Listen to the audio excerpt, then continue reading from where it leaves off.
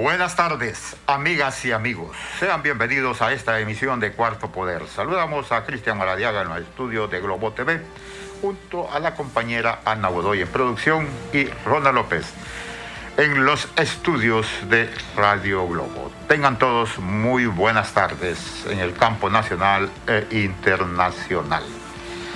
Yo no he leído el Twitter, pero me comentó mi compañera de producción que algunos funcionarios del gobierno de la presidente Castro hacen señalamientos a los periodistas en general por el derecho a réplica. Señores funcionarios, usted tiene el derecho a réplica cuando le brinda la entrevista al periodista y él, pues, no da a conocer los hechos como usted se los ha descrito, o que yo como periodista transmita en este programa una declaración que usted haya dado o de esas entrevistas en bulto y quien yo no generé la pregunta, y también tergiverse los hechos. Así es el derecho a réplica, en las declaraciones abiertas o en esas entrevistas de bulto.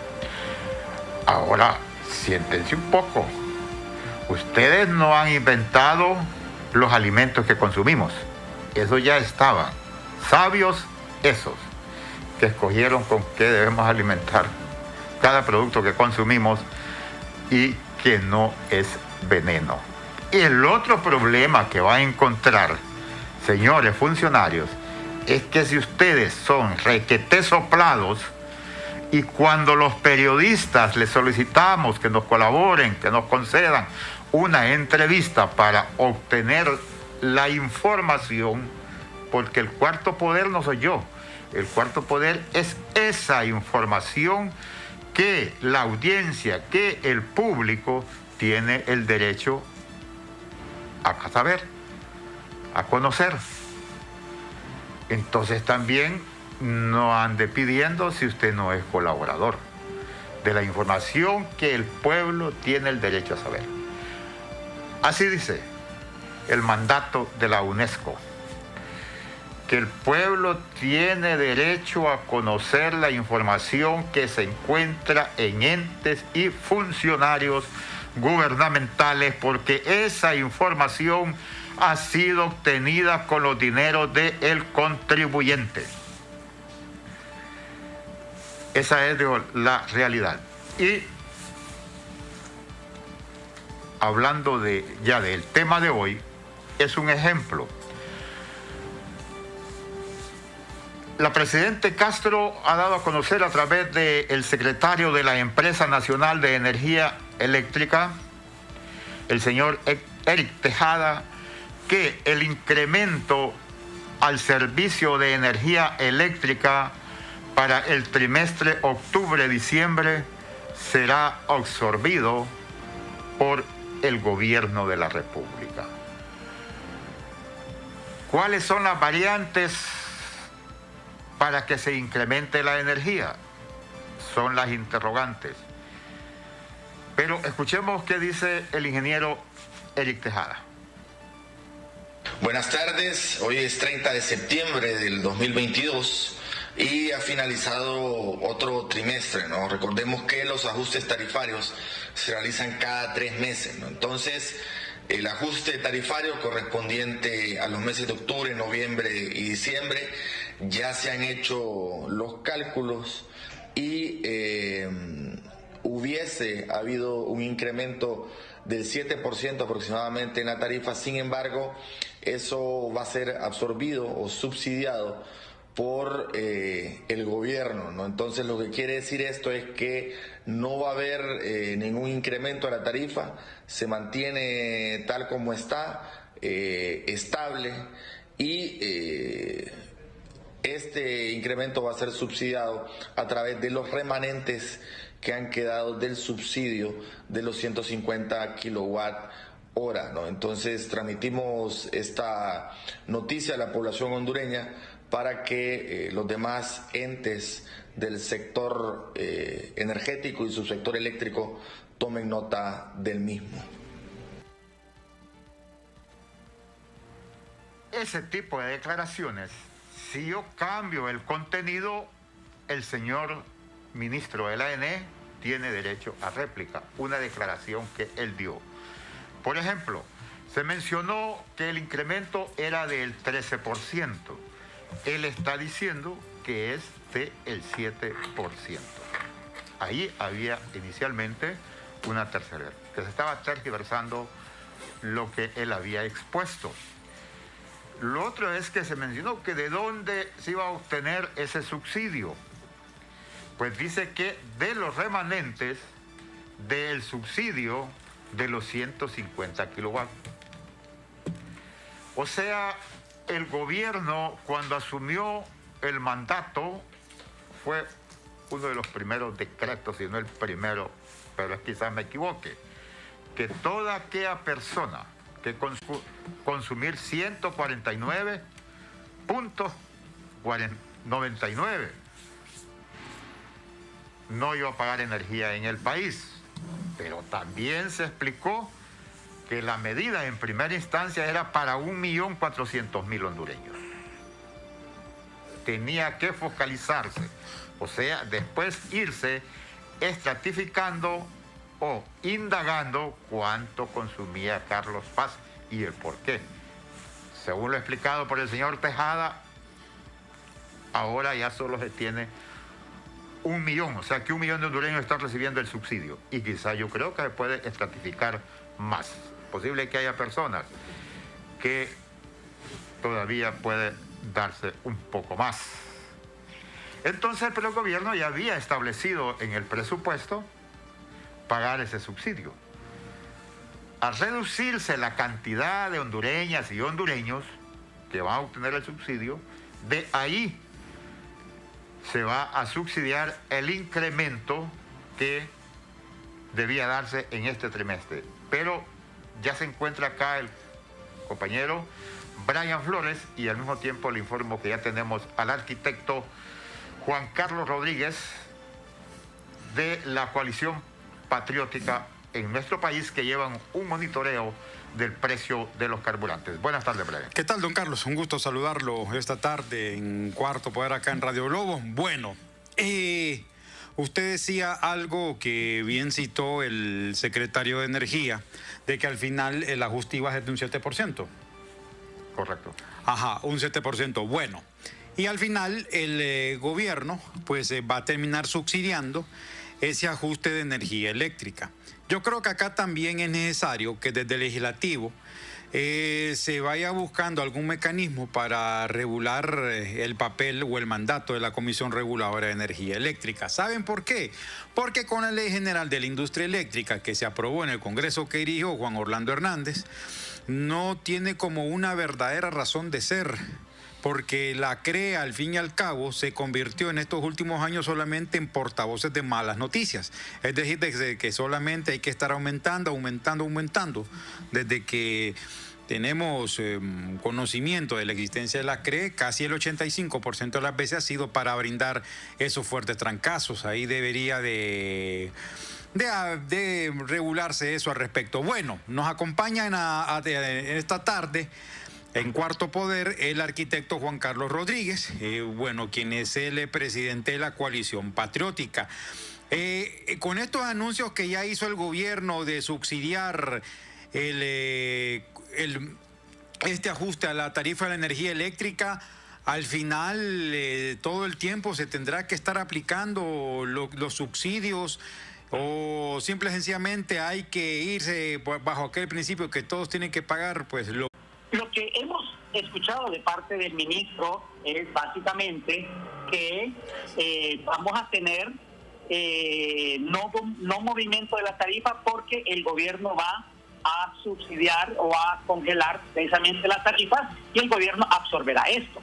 Lo que a nosotros nos preocupa son dos cosas. Primero, es que nosotros conocíamos de antemano lo que son algunas variables de lo que significa las de mayores incidencias en la fórmula para determinar el precio de la tarifa. Estos eran el precio del búnker, luego el precio de depreciación o apreciación de la moneda y luego el precio de mercado regional en el sector eléctrico. Estas tres variables tuvieron en los últimos meses algunas condicionantes favorables para que tuvieran, en este caso, algún tipo de incidencia a que la tarifa bajara. Poco, pero que al final bajara. Por ejemplo, el búnker, cierto, en los últimos 3 meses tuvo una pequeña subida, pero si tomamos el promedio de los 3 meses, el búnker ha estado con una tendencia a la baja de precio. Por otro lado, la devaluación de la moneda, la tasa cambiaria de la moneda tuvo una depreciación, o sea, una devaluación en los últimos 10 días o 2 semanas, en donde el precio de la entidad se encareció frente al dólar 10 centavos de la entidad por dólar. Y por último, el mercado de precio de la energía en el sector regional, o sea, en Centroamérica, ha estado sin muchas variaciones, sino que se han tenido bastante constantes. Por lo tanto, nosotros asumíamos que lo que tenía que suceder era una rebaja que podían dar entre un 4 o 5% de la tarifa. Y nosotros habíamos pronosticado que la tarifa, lo que iba a hacer el gobierno era mantenerla inmóvil, porque el gobierno, con este asunto de la crisis climática, pues tanto la necesidad de fondos para poder hacerle frente a esto y para los damnificados, pues que el gobierno iba a comunicar, iba a mantenerla estable la tarifa y que iba el gobierno a absorber esa rebaja para bajar un poco el costo de lo que era el subsidio, de lo que en la revisión anterior, allá por el mes de junio, había absorbido el gobierno en un 12% de alza en la tarifa. Eso significaría que iba a bajar, pero para nosotros fue sorpresa cuando se nos dice que iba a incrementarse. Y cuando escuchamos de parte del ministro Tejada el incremento iba a ser de aproximadamente un 7%, nos pareció extraño que fuera tanto, pero también que fuera un incremento. Y entonces nosotros hemos venido pidiendo que de forma transparente se nos comunicara cuál fue el error en el cual nosotros podíamos haber, como otros que también han estado pendientes de estos variables de la fórmula, que íbamos a pensar todos que iba a bajar. ¿Cuáles son las variables? ¿Cómo se manejaron las variables como para que en esta ocasión subiera? Recordamos lo que sucedió para el segundo trimestre de este año, cuando nosotros pensábamos que íbamos a tener un alza también y bajó. Y la explicación fue muy clara y muy correcta. El precio de revisión de precio del búnker para sacar el precio promedio se había hecho hacia atrás y no en los 3 meses anteriores correspondientes. Entonces, eso denotaba que el búnker era más barato en ese momento y por eso tenía que bajar. Ahora no entendemos por qué sube. Pero lo que más nos preocupa todavía es que, si bien es cierto, el gobierno ha dicho que no va a tener un efecto en las finanzas del Estado porque van a tomar lo del remanente que les está quedando, precisamente por lo que ustedes han explicado antes, que el remanente del subsidio del pago total del subsidio total de la energía para aquellos que consumieran menos de 150 kilovatios mes, pues definitivamente ya no eran 1.300.000 familias o 750.000 familias, sino que era menos de eso y que por eso han tenido un remanente. Pero es que ayer pudimos observar un comunicado de prensa del gobierno que creemos que era correcto, no creo que haya sido falso, pero y tampoco hubo ningún tipo de aclaración para falso y entonces se hablaba ahí que el gobierno estaba absorbiendo el 13% acumulado. ¿Qué significa eso para nosotros? El acumulado significa el subsidio anterior del 12% más este nuevo, que podría ser de 1% prácticamente. Entonces, ahí encontramos una lógica entre lo que decía el ministro y lo que fuese comunicado de prensa. Lo que sí creemos es que al final de cuentas, al terminar este año, vendrá una nueva revisión a la tarifa y si las condiciones cambian de acuerdo a las variantes que pueden darse en el transcurso del tiempo de este año, podría suceder que el búnker suba. ¿Por qué? Porque el búnker tiene una tendencia muy parecida a la del diésel. Y en este caso, el diésel y el búnker, que son utilizados para producir calefacción en Estados Unidos, es precisamente a final de año y principios del próximo año que sus precios suben. Entonces, ¿qué va a pasar si el precio revisado en el próximo revisión de diciembre, finales de diciembre de este año, dan una alza nuevamente a la tarifa? ¿Va a continuar el gobierno subsidiando esto el próximo año? ¿O es que al final ya ha anunciado el gobierno que ha tenido acercamientos aceptables con varios generadores privados de energía renovable y térmicos también, y que al final de cuentas van a comenzar a firmar esos nuevos convenios en los cuales bajan algunos de ellos la tarifa y que todavía faltan otros? Si eso se apura, podríamos ver cómo para el próximo año, aunque la tarifa tuviera que subir, la incidencia de la renegociación a la baja de la tarifa podría hacer que tuviéramos ya una tarifa más adecuada y que tuviera que bajar. Pero si no fuera así, pues definitivamente ¿qué sucedería con el subsidio? Y recordemos que el subsidio no es precisamente la mejor arma para combatir estas cosas, puesto que al final de cuentas el pueblo hondureño no paga esa alza de inmediato de forma directa, pero sí indirecta, porque al final de cuentas todos estos subsidios se pagan con los impuestos que pagamos todos los hondureños y no, pues con los préstamos que después se pagarán con los impuestos. Entonces se dejan de utilizar estos fondos para otros proyectos sociales de interés al pueblo hondureño y el único al final que se beneficia en realidad con estos subsidios son los mismos generadores de energía, que son los que están cobrando una energía cara, son los que van a recibir ese subsidio.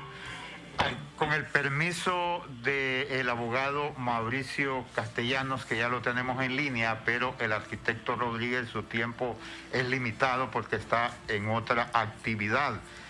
Arquitecto Rodríguez, el análisis que ustedes habían hecho es que no se diese incremento. Sin embargo, aunque lo va a absorber el gobierno en esta ocasión, se dio. ¿Eso es lo que no se encuentra explicación para usted? Es correcto. Lo que no entendemos es en dónde nosotros nos confundimos con las variantes. ¿Por qué? Porque sea como sea, lo que comentaba antes de las variables principales, que son las más fuertes en el asunto del cálculo de la tarifa, en la fórmula de la tarifa, es que podía bajar, una baja pequeña de 4%, de repente, tal vez 3, tal vez 5, no lo sé, andaba por ahí, pero al final la sorpresa es que era a la alza.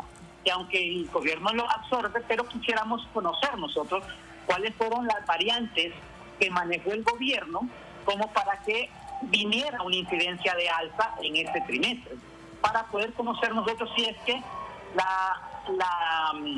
el cálculo del precio promedio del búnker, por ejemplo, no son los últimos 3 meses, como había pasado antes, sino que también está hacia los meses anteriores, donde el precio del búnker era bastante alto. Entonces, estas situaciones nos vendría a nosotros a aclarar un poco de que nos confundimos y que por eso es que no se dieron las variaciones de rebaja como nosotros pensábamos. Arquitecto, le agradecemos mucho a nombre de la audiencia de Cuarto Poder Radio Globo haberlos atendido esta tarde. Muchas gracias, arquitecto. Gracias a ustedes y pasen muy feliz tarde. El arquitecto Juan Carlos Rodríguez, presidente de la coalición, quienes mantienen un monitoreo permanente, constante del precio de los combustibles en el país, una materia indispensable para generar gran parte de la energía que consumimos los hondureños. Antes que nada, vamos al primer corte y nos permite un momento antes de volver con el parlamentario Mauricio Castellanos, siempre para hablar sobre este tema. Ronald. Así actúan los estafadores cibernéticos para robar tu dinero. Te envían correos o WhatsApps en nombre del banco indicando que tu banca en línea ha sido deshabilitada por movimientos sospechosos y te invitan a ingresar a un link con tu usuario y contraseña y código de token. Esto es falso. Recuerda que Banco Atlántida nunca te solicitará tu usuario, contraseña o código de token por ningún medio. No te dejes engañar. Dar tu información bancaria es dar acceso a tu dinero. Banco Atlántida. Imagina, cree, triunfa. Bien, continuamos a esta hora de la tarde. Antes pues de ir con más información, ponga mucha atención a este importante mensaje. Banco Atlántida nunca le enviará correo electrónico o WhatsApp indicándole que debe verificar su cuenta por movimientos sospechosos, verificar el código token o que por seguridad su banca en línea ha sido suspendida. Recuerde que Banco Atlántida nunca le solicitará la información, así que no la comparta con nadie. Además, usted puede reportar cualquier intento de estafa cibernética al call center 2280-1010 o ingresando a la página web www.bancatlan.hn en la sección Consejos de Seguridad. Dar su información bancaria es dar acceso a su dinero. Amigas y amigos, le damos la bienvenida al honorable diputado Mauricio Castellanos del Partido Salvador Honduras, que nos atiende desde la ciudad de San Pedro Sula, y él es miembro de la Comisión de Energía del Congreso Nacional de la República. Bienvenido, diputado Castellanos, gracias por compartir esta tarde con la audiencia de Cuarto Poder. Gracias a ustedes, estamos atentos a sus interrogantes y con mucho gusto plantearemos dentro del ámbito nuestro, que es el tema legislativo, y dentro de la Comisión de Energía lo que compete. La interrogante, iniciamos, diputado Castellanos, es el por qué se ha dado a conocer un incremento, aunque no los vayan a cobrar, pero si no existiese ese remanente, significa que tuviésemos que pagar a partir de octubre 7% más. La población sí no encuentra, dijo, el por qué si los carburantes están hacia la baja. Sí, le recuerdo que parte de la problemática estructural que tienen estos contratos es la forma de cómo se aprobaron y cómo se elaboraron. Eso es un tema que está arrastrándose permanentemente para todos los gobiernos que vengan, si no se hace un estudio más responsable, especialmente en la fórmula que establece este marcador que alerta a todos los hondureños, especialmente con el tema del incremento. Habría que pedir de parte de la Comisión del Congreso un estudio, una conclusión, un dictamen sobre el por qué las razones que plantea el arquitecto están basándose en ese aumento. Lo que sí es claro es que hay un tema de fondo en este asunto, y es lo mal planteado que estuvieron estos contratos. Y el problema radica es que solucionar ese problema implicaría naturalmente un asunto jurídico que podría impactar, si no se hace bien, el tema de finanzas públicas. Para ustedes, la Comisión de Energía, ¿qué relación mantienen con la famosa CRE, que es la que establece los precios de este servicio en el país? Bueno, le recuerdo que nosotros hicimos un amplio debate sobre la construcción de la nueva política de regulación de la energía en nuestro país.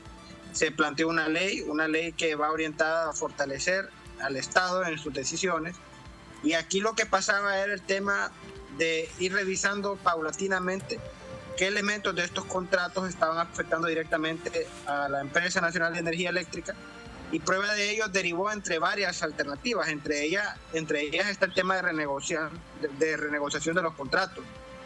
Ya hoy, por ejemplo, ustedes pudieron observar ya algo más concreto sobre el tema de cerca de las 16 empresas que estaban renegociando tarifas y renegociación de contratos. 14 ya lo determinaron, ya llegaron a acuerdos. Yo en lo personal quiero decirle, y le adelanto, no me siento satisfecho de esa renegociación porque es muy poco. 1.000 millones de lempiras no es lo que esperábamos. Nosotros esperábamos alrededor mínimo 3.000 millones de lempiras anuales en la renegociación de estos contratos. Lamentablemente Honduras por el modelo que fue la toma de decisión en la última década, decidió el gobierno entregarle a los empresarios, a la parte privada, la generación de energía y abandonar la inversión pública en la generación. Y ahora el Estado se ve obligado a llegar a acuerdos con los que proveen, porque si no llegamos a acuerdos con ellos, ¿quién va a proveer la energía para todos los hondureños? Y es una realidad que estamos viviendo por lo menos en los primeros 9 meses de gobierno. Es por eso una necesidad que es una voluntad política de todos los sectores de volver y retomar el liderazgo desde la CRE, desde el centro de despacho, desde el Congreso Nacional y desde el gobierno para la inversión pública y buscar un equilibrio entre el proveedor privado y el proveedor público, a efecto de que pueda a un mediano plazo alcanzar mejores precios. Porque, hablemoslo claro, quien suministra la energía, prácticamente las 2/3 partes o más de las 2/3 partes de la energía para todos los hondureños son los empresarios privados. Y si nosotros no establecemos acuerdos con ellos, existe el problema del asunto de suministro. Entonces, lo de hoy es un paso importante, pero resolverlo implica construcción, implica inversión y implica también decisiones muy importantes para este país. Ahora bien, diputado Castellanos, ¿por qué usted dice que se esperaba por lo menos un ahorro de hasta 3,000 millones? ¿Ustedes tenían algún estudio previsto, o por lo menos alguna estimación para que al final el gobierno pues pudiera alcanzar esa meta? Quiero aclararle que es una apreciación individual de parte mía. Yo estoy en la Comisión de Energía y se estableció que muchos contratos se pagaban 15 centavos de dólar el kilowatt, otros 17 centavos de dólar el kilowatt, y se estaba preparando se planteó la propuesta desde el gobierno y se nos explicó que estábamos planteando una renegociación de 11 centavos el kilowatt con los proveedores. Cuando ya me dicen que cuando se anuncia hoy que solo 1,000 millones de lempiras, es cuando le decía de que no logramos la meta de los 11 centavos kilowatt. Es mi conclusión sobre el tema. Posiblemente solo se pudieron rebajar alrededor de, si algunos contratos eran de 15 centavos el kilowatt, que se pagaba tal vez a 14 centavos el kilowatt. Y yo solo llego a la conclusión que estamos haciendo lo correcto en plantear, dado lo que ha ocurrido hoy en la tarde, que aunque yo felicito el esfuerzo del ministro de Energía, de la ministra de Finanzas, del gobierno, de Xiomara, de todos los que están haciendo posible este esfuerzo, yo felicito esa iniciativa. Solo nos queda concluir que hasta que nosotros como gobierno y como Estado no participemos de forma agresiva en la producción de energía, el efecto de oferta y demanda, especialmente en la renegociación de los contratos, no va a ser sustancialmente importante para el abonado final, que son los hondureños que pagan ese suministro.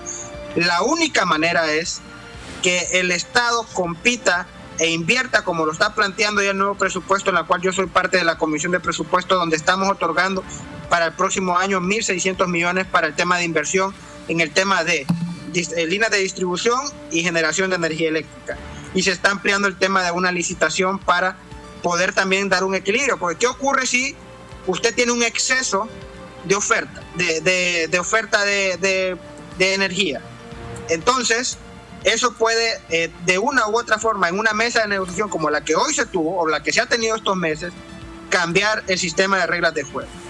En cambio, si usted tiene los mismos y tiene las mismas empresas generando y solo ellos se la pueden otorgar, entonces la fuerza de la negociación está en la otra contraparte.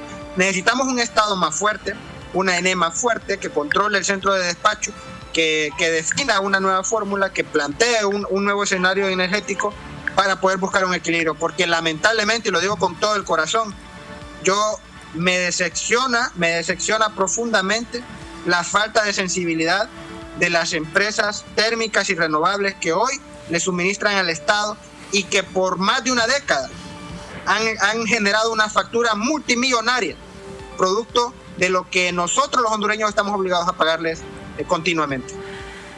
Interpretando su manifiesta posición, se conoció que el gobierno estaba tratando de hacer una renegociación de 4 centavos menos.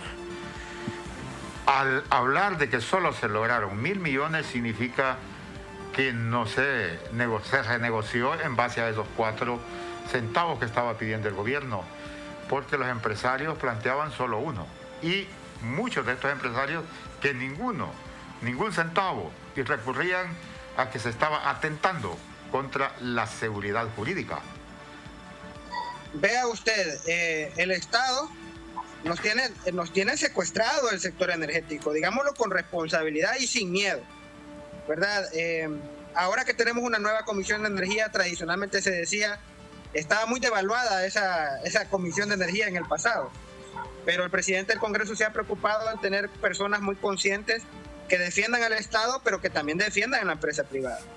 Hoy lo que queremos nosotros es que haya una empresa privada más sensible sobre lo que realmente está pasando en nuestro pueblo.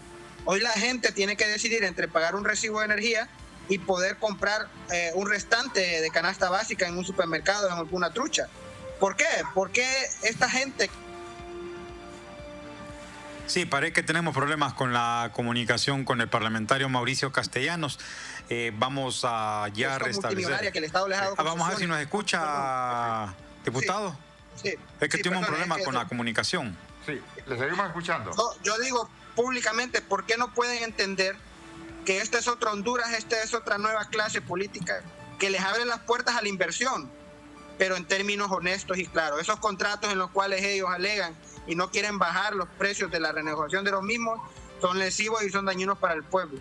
Yo felicito, se lo digo, no es fácil estar en el cuello del ministro Tejeda, porque estás enfrentándote a grupos que inclusive algunos de esos sectores patrocinaron un golpe de Estado y tienen la capacidad de financiar cualquier tipo de desestabilización en cualquier parte del gobierno. Yo entiendo que lo que se hizo hoy es un paso importante, pero que nos llama a una gran reflexión urgente. Necesitamos que el Estado de Honduras genere proyectos y programas de la ENE, del mismo gobierno, para impulsar nuevas reglas del juego en los precios de la oferta y demanda. Hasta que eso no se dé, vamos a seguir nosotros los hondureños amarrados a empresarios voraces, sin sensibilidad sobre realmente lo que está pasando. Ahora bien, diputado, entonces, aquí también hay otro factor muy determinante y es que eso cruza por la Comisión Reguladora de Energía. Si bien hace poco se aprobó una nueva ley que regula la industria eléctrica y que deja siempre esa figura de la comisión reguladora, ¿o será que nos quedamos con ese trago amargo de cuando la creé solamente daba aquellos ajustes tarifarios del 10, 15 hasta el 18%, recordamos, durante la época de Juan Orlando Hernández? ¿O en este momento el contexto internacional también perjudica, aun cuando en Honduras la baja de los productos de los derivados del petróleo ha sido muy evidente en estos últimos meses?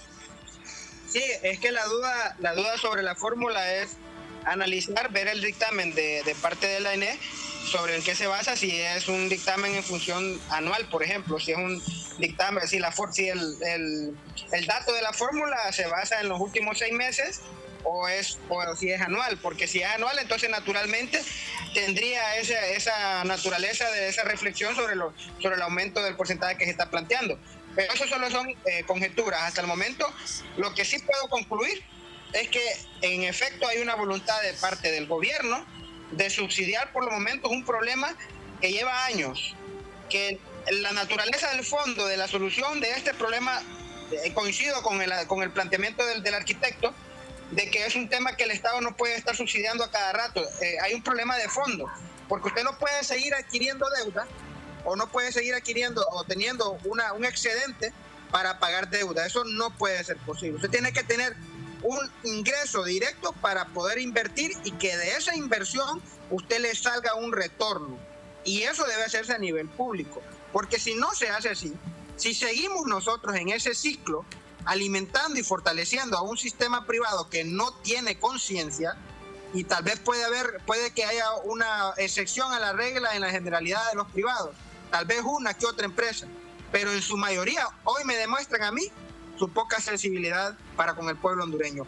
Y hace falta, pueblo hondureño, que nos apoyen directamente en las decisiones que estamos tomando, porque no es sencillo plantear un sistema y un nuevo modelo sabiendo que lo primero que dicen, es que estos vienen a hacer intervención, es que estos vienen a dañar a la empresa privada, cuando lo que tenemos es un grupo de empresarios que no permiten la liberación del sistema energético por el bien de todos los hondureños. Y contra eso nos enfrentamos, y contra ese espíritu negativo del desarrollo económico de este país, a eso nos enfrentamos, no contra una persona ni contra un grupo de empresarios, sino con las malas prácticas que han hecho daño al pueblo hondureño. Antes de ceder la palabra a don Carlos, yo recuerdo, diputado, que allá por 2006-2007 se modificó la fórmula de paridad de importación de los combustibles, luego fue alterado durante la dictadura de Micheletti por el ahora fallecido Benjamín Bográn. ¿En algún momento el Congreso podría revisar esa fórmula para terminar beneficiando a los consumidores finales? Si usted observa ahorita cómo se está dando el modelo del cambio en los precios de los combustibles, llegó un momento donde en otras partes el galón de combustible alcanzaba un precio muy bajo, pero en Honduras se mantenía estable. No bajaba de 100. No bajaba de 100. En otros lados costaba un galón 60 lempiras, pongámosle moneda como ejemplo, y aquí en Honduras siempre costaba 100 lempiras. Y ese 40 lempiras generaba un ingreso enorme al Estado, pero afectaba directamente a los hondureños comunes que usan el combustible y sus derivados, y todo lo que implica en el mercado. Lo que le quiero decir es que sí hay conciencia de entender que hay un deseo de hacer reforma. Pero si usted observa ya cómo está lo que está ocurriendo con el combustible, ya estamos bajando de 100. ¿Qué significa eso? Que no es una fórmula, que daba condiciones solo para beneficiar al gobierno, sino es una fórmula que va de acuerdo a los movimientos del mercado internacional, cosa que no ocurría antes. Que naturalmente el Estado sigue teniendo ingresos, obviamente que sí, hay un porcentaje que ya está regulado, pero se está viendo gradualmente que si baja el precio internacionalmente, se está viendo por primera vez en muchos años en este país ese tipo de mecanismos. Yo creo que el cambio de ese modelo fue interno de esta misma comisión, y lo estamos observando en los hechos de cómo se está viendo a la baja el tema de los combustibles. Amigas y amigos, conversamos esta tarde sobre los incrementos que se dan en el servicio de energía eléctrica en el país, las variantes para que se produzcan, con el diputado Mauricio Castellano de la bancada PSH. Diputado Castellanos, se ha conocido públicamente, y ahora que existe la disposición o voluntad del Poder Ejecutivo, que la energía que produce la Empresa Nacional de Energía Eléctrica se consume de segunda, que tiene prioridad la de los privados. Se puede indagar desde el Congreso para que represas como El Cajón, donde el kilovatio se conoce que es a 3 centavos de dólar. 3 centavos de dólar. Kilovatio. Sí, para que se haga que tenga prioridad. Sí, imagínense, mientras lo que produce El Cajón para el Estado, su proceso de costos administrativos, de mantenimiento, le cuesta a la ENE 3 centavos de dólar el kilowatt. Y usted tiene al gobierno pasado que suscribió convenios donde está pagando 15 centavos de dólar el kilowatt, 17 centavos de dólar el kilowatt y hasta 20 centavos de dólar el kilowatt. Yo le pregunto, ¿estamos obligados nosotros a pagarle a esos privados? Dicen esos contratos que sí. ¿Estamos obligados a darle prioridad a ellos? Administraciones pasadas le dieron más prioridad a esos contratos en el centro de despacho que a la misma ENE. Por ejemplo, El Cajón, vea usted, lo mandaban a apagar, que no produciera nada, apagaban las turbinas, para darle posibilidad que el centro de despacho autorizara a privados.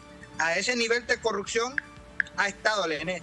Usted pregúntese por qué ha costado tanto poder construir una nueva turbina en El Cajón, que es tan rentable cuando ya está todo hecho. Solo es de colocar la turbina. ¿Por qué? Porque obviamente privados conspiraban, financiaban y le daban mordida a muchos funcionarios públicos de aquella antigua ENE. Entonces, lo que ha ocurrido es que ya es tiempo de que la clase política madure y vea los tiempos que ya se están viendo por venir, en el sentido de buscar mecanismos que ayuden a la gente. Si usted, no le estamos diciendo al privado, usted no puede generar, usted no puede ganar, no puede generar ganancias. No, al contrario, les decimos invierta, pero hágalo pensando en el pueblo hondureño. O sea, no puede ser posible que se den ese tipo de mecanismos de funcionamiento de generación de energía eléctrica con contratos tan amañados que dañan al pueblo. Y ahora, ¿qué es lo que está planteándose? Bueno, producto de la catástrofe que está ocurriendo en el Valle de Sula, se está planteando la construcción de 3 represas. Y ahorita se está haciendo una nueva adquisición de un nuevo estudio porque hemos encontrado que con lo que ocurrió con ETA y IOTA es una nueva dimensión de cómo se están moviendo los ríos, los cauces, y está obligando a un nuevo estudio, porque el estudio que se tenía provenía de lo que fue la catástrofe del Mish y del Fifi, lo cual ahora hemos encontrado otros hallazgos donde las represas incluso deben de instalarse en otros puntos. Por eso se está haciendo una nueva licitación del estudio para definir los 3 puntos donde se van a construir las 3 represas. El tablón para el tema del Chamelecón y los llanitos y Catuyo para el tema del río Ulúa, la contención y administración de las aguas del río Ulúa. Entonces, ¿qué va a ocurrir si construimos las 3 represas? Estamos hablando de cerca, mínimo unos 500 megas que se van a generar de energía. ¿Qué va a implicar en el mercado nacional que 3 represas generen más de 500 megas? El Cajón, por ejemplo, actualmente le produce a usted más de 300 megas. Con una nueva turbina le va a generar unos 400 megas en total, 900 megas, más otros proyectos como el que está en Olancho, por ejemplo, el Patuca, que genera cerca de 100 megas. Usted está generando cerca de las 2/3 partes de la energía que necesita el país. Si llegamos a ese ritmo y si posicionamos este mercado de esa manera en Honduras, entonces la oferta y la demanda cambia en todo sentido hasta el momento, hasta inclusive en la reformulación de los contratos. Claramente necesitamos una clase política que tenga la capacidad y la tenacidad y por supuesto la honestidad para enfrentarse a las ofertas que van a hacer muchos sectores que van a querer agarrar el monopolio de esos del consumo de esas empresas, porque van a haber muchas empresas produciendo, y si hay muchas empresas produciendo energía, entonces el Estado puede aprovechar de comprar a la mejor oferta, y a eso tenemos que ir como país. Es la única forma que usted, hondureño, pueda pagar energía más barata. No hay otra manera. Y creo que estamos construyendo, no solo demostramos que estamos construyendo una ley nueva, también estamos tomando decisiones serias y contundentes. Y lo reitero, no estamos en contra de la empresa privada, al contrario, la queremos fomentar, pero con reglas claras, que sientan este país y que sientan la necesidad del pueblo. Porque mientras ellos andan en helicópteros, allá anda la gente en las calles que no puede ni pagar la energía que ellos mismos están siendo beneficiados con esos contratos. La lógica de que si genera energía a menos precio, el empresario tendrá más posibilidades de producción, productividad y competencia. Pero le solicitamos su permiso, diputado Castellanos, para cumplir una brevísima, pero brevísima pausa.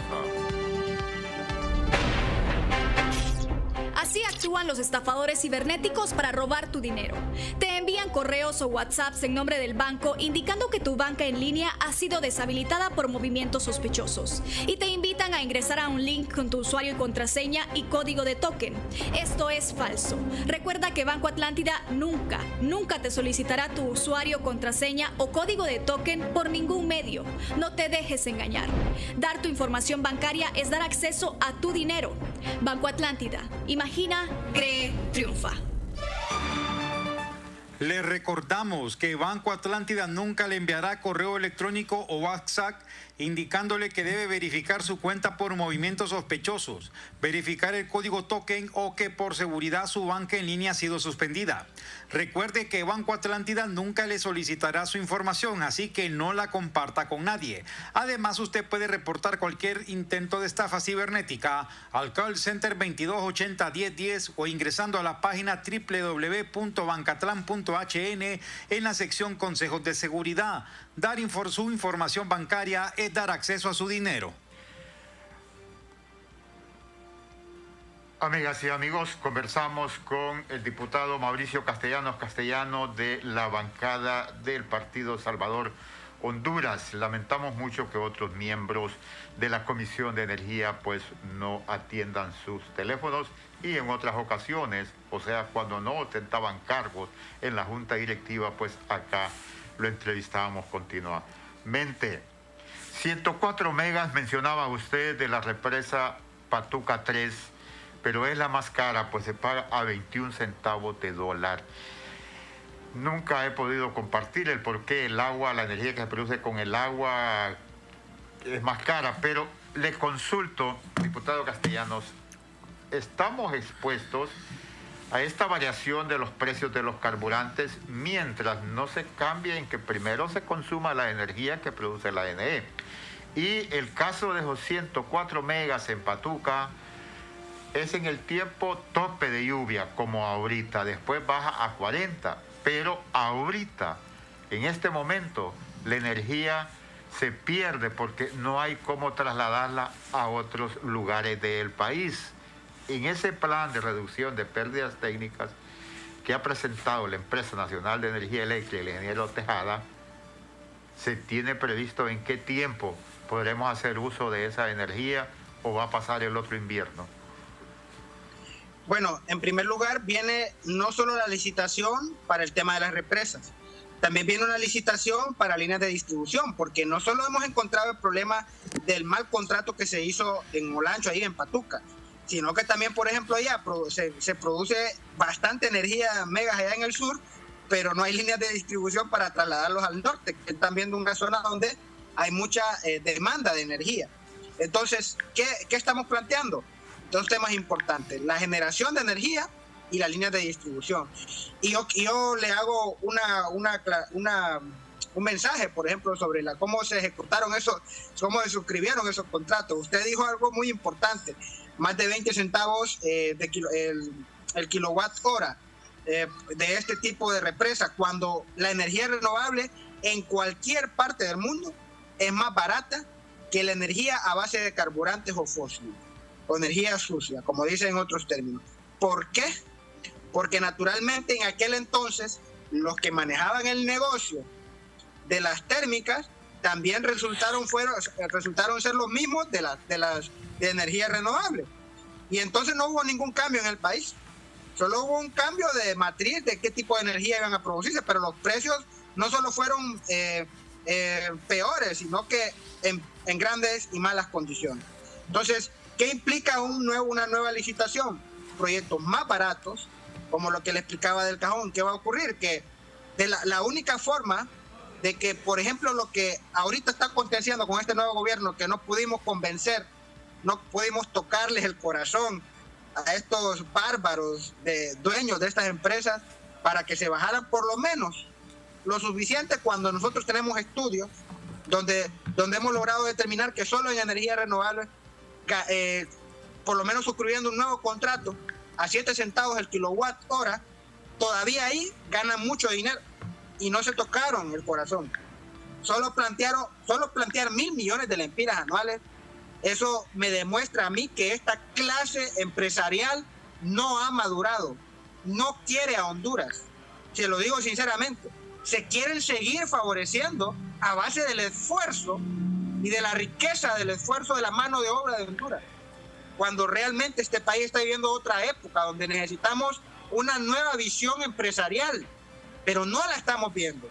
Por eso las decisiones que se están tomando desde el Congreso Nacional, por eso usted verá esas enormes campañas contra el presidente Redondo, contra el Congreso, porque naturalmente estamos tocando intereses. Y yo le voy a decir muy claro y transparentemente, esta Comisión de Energía está tomando las cosas muy serias, de forma muy honesta, a efecto de que podamos cambiar la matriz energética, porque es una necesidad para todos. Y yo solo quiero reflexionar sobre esto, honorables. Miren, llegaron una vez unos del COEP y dijeron: no, es que nosotros representamos a los empresarios. Yo sinceramente dudo mucho que representan a todos los empresarios, porque representan a los que generan energía, pero colateralmente, ¿qué significa para todos los empresarios de Honduras una mínima condición en los contratos, en el servicio, en el suministro, un precio más barato? ¿Qué significa para ellos? Mayor riqueza, mayor fuerza de condiciones de trabajo y mejores condiciones para las empresas. Ellos no están representando a los verdaderos empresarios, a la mayoría de los empresarios. La mayoría de los empresarios solo están suscritos a ese gremio, ¿verdad? Pero realmente ellos representan solo a aquellos que siguen lacerando al pueblo hondureño con este tipo de suministros. Y quiero adelantarlo directamente a EDH, se lo decimos directamente. Nosotros sí vamos a tener el valor de tomar una decisión en el Congreso, y lo vamos a hacer de la mejor manera, porque hay gente dentro del Poder Ejecutivo que tiene la conciencia de clase y tiene conciencia humana y entiende perfectamente que el tema energético es una de las salidas más importantes para sacar adelante este país. Yo le agradezco mucho de mi parte y la audiencia de Cuarto Poder, compañero Brian. Aquí, miren, a través de las redes mandan a preguntar. Pregúntele al parlamentario Castellanos, ¿por qué no cancelan los contratos y solo compran cuando se necesita o cuando hay un sobrecargo en el uso de la energía? Mauricio. Perdón, la pregunta, ¿me dice? Le repito, preguntan, bueno, para usted, ¿por qué no cancelan los contratos y solo compran cuando se necesita o cuando hay un sobrecargo del uso de energía? Le recuerdo que los contratos, los que suministran la energía, son privados. Honduras fue saboteada en la última década. La ENE, vaya, para darle un ejemplo, la represa Francisco Morazán fue saboteada. No generaron ningún proyecto desde el sector público. Entonces estamos obligados a sentarnos con quienes, con los que generan energía, porque si no nos sentamos y nos ponemos de acuerdo con ellos, ¿saben qué va a pasar, pueblo hondureño? Van a amenazarlo a usted, al gobierno, de que van a pagar sus sistemas de operaciones si nosotros no establecemos un convenio con ellos. A ese nivel estamos, digámoslo directamente, públicamente. Esto no puede seguir así. El Estado tiene que generar proyectos para ser autosostenible, para tener la capacidad de regular el Estado y poner las reglas del juego en materia energética. ¿Usted cree que yo estoy feliz como miembro del Congreso de ese tipo de convenios que todos le hicimos hoy? Pero es que realmente la ENE no tiene la capacidad hoy de generar toda la energía del país y solo depender con la hidro o con sistemas renovables, porque no lo tenemos. Estamos en un proceso de licitación para construir las nuevas represas y cambiar las reglas del juego. Ciudadano, el tema energético en cualquier país del mundo no se cambia con una varita mágica o con una firma de algo. Es un proceso porque son proyectos enormes, multimillonarios. Y créame, y se los adelanto, mañana vienen unos inversionistas de Estados Unidos. Vienen seriamente a competir con empresarios de Honduras.